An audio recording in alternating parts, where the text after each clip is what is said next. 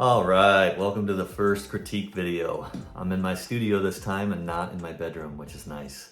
I'm still trying to work out how to do some picture-in-picture things on my iPad because that's where I use Procreate to do these critique drawovers. So we're gonna go from here over into the iPad where I've done a screen recording and some narration talking about what I like and what I want to change to this critique. And in this, you're gonna see me critiquing a painting by Kemper. Obviously a member on here. And I grabbed one of his paintings off the Facebook page and I asked his permission if he'd be okay with me doing a little draw over critique, which he was super cool with. Kemper and I have been talking back and forth for a few months now. I've been helping him out a little bit behind the scenes, even before we started Patreon here. Yeah, I thought it'd be good to grab one of his paintings. I think he's probably one of the newer people to painting. I think he's only been painting for the past year or so from what I remember him telling me. So yeah, I just thought it would be a good first critique video here. These are something that I have been planning on doing about once a month or so with that Facebook group that we created for the Patreon members only. If you keep posting there, which I want to see people posting in there, I'm gonna start doing some more of my own posting in there, and hopefully we can kind of, I can get some more of these videos out to people and let people know what's going on here and get some more people in and get some more posts going on that page. My plan is to, grab a painting about once a month and do a digital draw over style critique. And I have to do it digitally because I don't have your physical painting here to change anything with. And I think the idea behind it, is you want to make any changes yourself, if you even want to change it, or just take those ideas that I might have and do them on the next painting, I'm definitely not a, my ideas definitely are not right, I guess you'd say. I don't think they're wrong. I think they're just an idea to like push your paintings a little bit further. So yeah, just like, what can you get out of it? What more is there that you can tell in your scene? So that's what these videos are about, basically. I don't want this to be about me looking like I'm trying to dunk on somebody and just completely repaint their painting, right? I want to keep the initial feeling of what's there and just kind of like expand upon it. I might make some pretty crucial adjustments compositionally. The overall vibe of the scene I still want. I want that initial vibe that you get when you first look at it to kind of still be there, but maybe with just a little bit more story, narrative, maybe push those details a little bit more here and there. You like my blue tape hanging up my studies? I feel like that's a great way to hang your paintings, just tape it to the wall. No, that one right there. I already promised that one to somebody and they might be watching it right now wondering, why haven't you got that in the mail yet? I'll get around to it when I can get a little slowdown with kind of everything, trying to get this rolling, trying to get a bunch of paintings done for this event that I'm doing. And then, of course, 4 kids and all that family stuff that comes along with that. So I'll get it in the mail here soon enough. But anyway, let's jump over to the screen recording I've got over on the iPad here, and I'm just gonna do a little narration over it on Kemper's painting. So here we go. All right, so let me make sure these layers. All right, here we go. This is Kemper's painting. I like a lot about what's going on here as far as just kind of like a simple scene goes. It's kind of got like this tranquil feeling to it. Let's get some good bright color in here to kind of circle what I like about what's going on here. Let's just get a simple flat brush. Drop that size down. Okay, I like that you got the horizon. Oh, cancel. Hidden layer. I gotta not hide. I gotta go onto the layer that this picture's on. I like how you got the horizon right about here, right at your eye level, and that's a nice distance below center. Center would be about right here. Right here. Let's see. Here's center. There's center. So you got that horizon line nice and below that center line. I'm always trying to avoid putting the horizon smack dab in the center, because then you're kind of creating these equal spaces on either side of it, right? And then it just kind of feels a little bit like, is the painting about this side or is the painting about this side? Like, you want to have visual weight to either one side or the other. So in this case, that horizon line placement is nice. I like the values going on up here in the sky. Definitely a nice brighter value than what you see here in the mountains. And then it seems to me like your darkest darks for your depth purposes are sitting right here in this tree. So those are all good things. I like the overall story going on here of just looking out into this valley. I think you've got some good vectors going on here with these clouds kind of leading your eye into this main focal point of this tree. And then I find myself, wondering what's out here. But I think in changes that are to be made, this motion you see here is something that I want to feel like I'm being brought into for this scene. So let's talk about some changes I think could be made here. Let's change up our color. Is red too harsh? Let's do blue. We'll do changes in blue. So, like I said, I liked where the horizon is. I like how it's below center. But I think something that we could change up a little bit is I feel like this shape is pretty much parallel to this shape.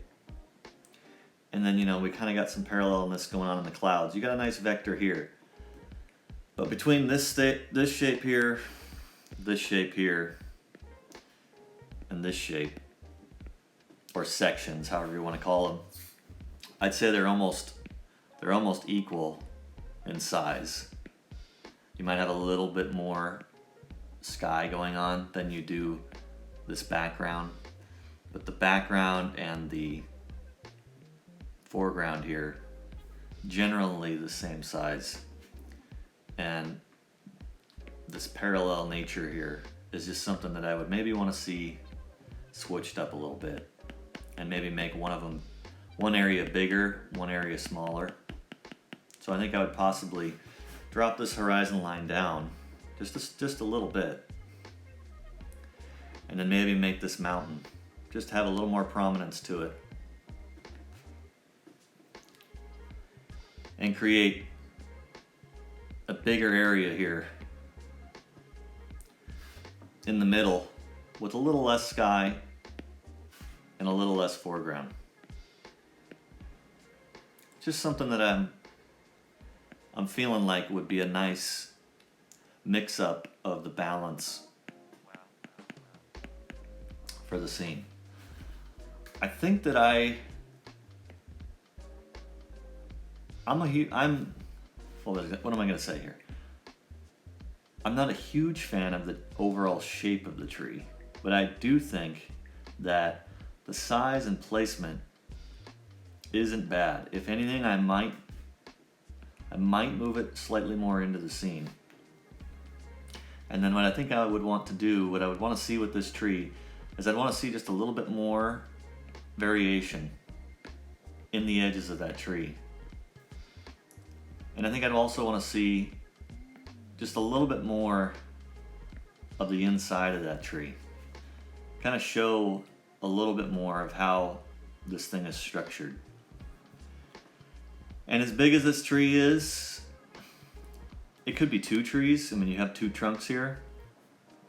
But the way I'm seeing it, I feel like the idea here is this is coming out of one trunk and then splitting.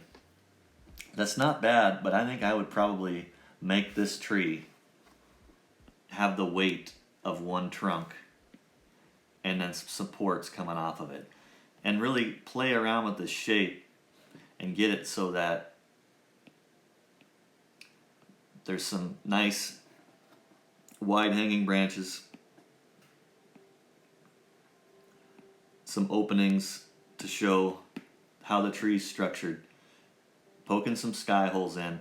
You want to be selective with sky holes. I think I've talked about that before in my the Winter's Embrace tutorial video that I did. That's what I want to play around with the tree. I don't think I'm going to move it a whole lot. I thought about moving it more into the scene, but I end up moving it just slightly in. So between moving the tree, making this mountain a little bit more weighted as far as how much you see of it in the scene, I'm going to utilize these tree shapes, but sort of step them up in size so that you feel like you're being pulled into the scene and things are starting to downsize a little bit, but still not trying to have a repeating shape of treetops. We want some variation in that, you know, as it steps down. And then I'm probably going to end up poking some more trees around this side. I'm going to keep the general idea you have going up here with the clouds, but I feel like I want there to be more of a sense of light direction in this painting. So something I see here going on in the tree and in the clouds and on this mountain, there's just not a lot of sense of where the light is coming from. I'm getting that sense with this long shadow here. So to me, it feels like the light would be coming in really steep and harsh, like it's almost sunset if this shadow is this long from this tree. So I think I want to make it so that your light is more coming in at an angle, like you see up here up at the top. Sorry, I almost dropped my iPad. Some light coming in around here. So I think what I'll do for that is I want to have a sense like that light is coming from behind a big dark cloud here. And I think I want to use that cloud as a vector to bring your eye down into this tree like this. And also use vectors coming from the foreground to pull you out and look in behind that tree out into this valley area. But what I'm going to do for that sense of light direction is add some more tree highlights up here to the top, and maybe a sporadic highlight here and here, and then really highlight. Let's go with a bright highlight color here. These are where I want my highlights to be. I really want that sense that from behind that dark cloud that's kind of covering this top right corner, that the light is coming out from behind it, and in behind this mountaintop that we're going to raise up, I think I want to see the edge of a cloud showing that's catching that light. And same goes for this valley. I want more of that sense of light where it's spilling from behind this dark cloud, hitting that cloud, and then spilling in between this area where it's darkly lit cloud and this tree and coming into the valley. And I want this valley to be sort of illuminated by sun, like there maybe was a recent rain and that we're working around fall time here. This feels like a fall type scene to me, and since we're in fall in the United States right now, I think that it's fitting to make a fall scene. So I'm feeling like we need to get a little more narrative here, a little more story.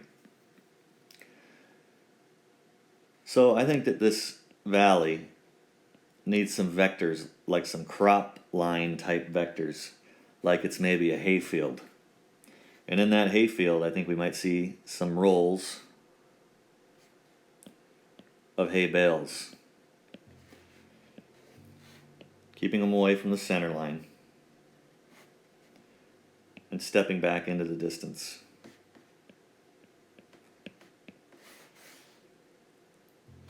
And then maybe just some darker shadows leading you in along these lines where the mower, the plow, whatever you'd mow down your hay with, has come in here and left those tractor marks. And what I'm thinking with this sort of darker cloud that I want to put up here, just to sort of weight the scene down in, and wow, this is really becoming a mess, isn't it? I'm feeling like this scene is going to have the feeling of, you know, that first cut, that first fall cut, where the farmer wanted to get out there into the field and make sure that he got his hay cut before those fall rains start to come. So I don't really know why I decided to X out of all that, but I did. So I should have I made the mistake early on of not making a new layer to draw right on top of this. So with those plow lines, those mow lines, and a fresh rain from behind this big cloud, the clouds behind the mountains, I think I want to add just a little bit more story and narrative to the scene by adding just some small little puddle reflections. Just a little area of interest to guide your eye into the scene. With that light that I see coming in from behind this weighted cloud up here in the corner, and the light coming into the valley, I want a suggestion of that light hitting this distant mountain as well, and creating a little more form, and also some vectors that will lead you down into this area of the painting. It'll lead your eye. So your eye is basically going to be pulled in by these vectors here in the foreground, pulled down in by these vectors in the mountain, and pulled down in by the shape in the cloud of the tree. And then this tree is kind of acting as a big weight up front. The tree is acting as sort of like this place point, this monument that sets a feeling of distance for the foreground, but with this big object up front, and then you're going to have your smaller trees here in the background. You could explain it as a steelyard style composition in some cases. If you look at any book by Edgar Payne, the The Composition of Outdoor Painting is a great book by Edgar Payne about composition, and you see him continually talk about the Steelyard composition. So in that, you usually got a big object up front, complemented by a smaller object off in the distance, and it just gives it that feeling of that like stepping down effect as you're going off into the distance.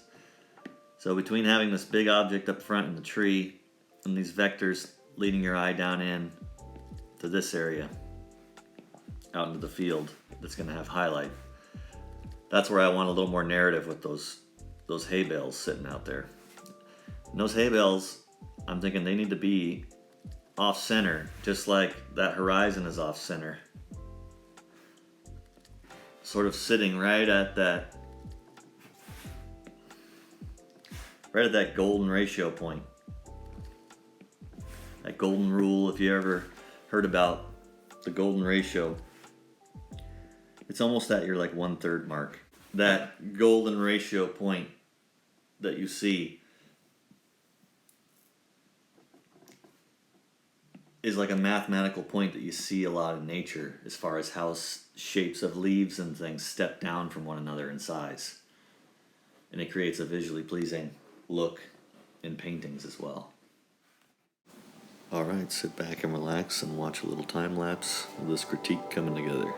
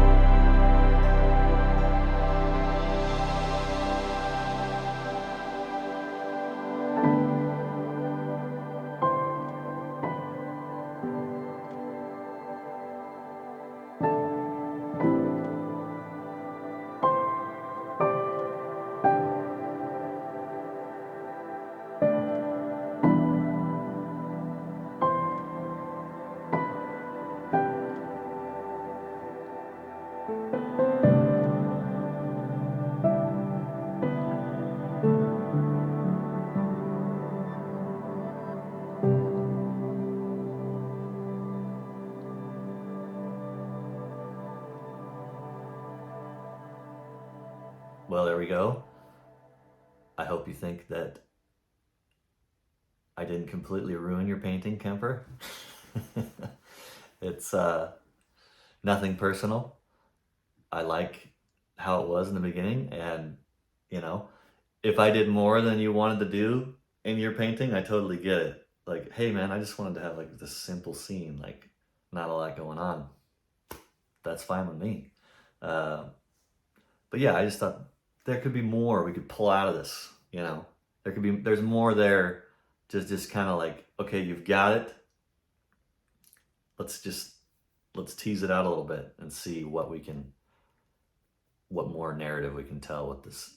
I like there to be some narrative in the painting, like what's going on out there, like what just happened, like, oh, it just rained, oh, they got the hay, you know luckily you got it cut right before that rain, stuff like that. I'm trying to always get a little narrative in my paintings. Not everything has to tell a story, but just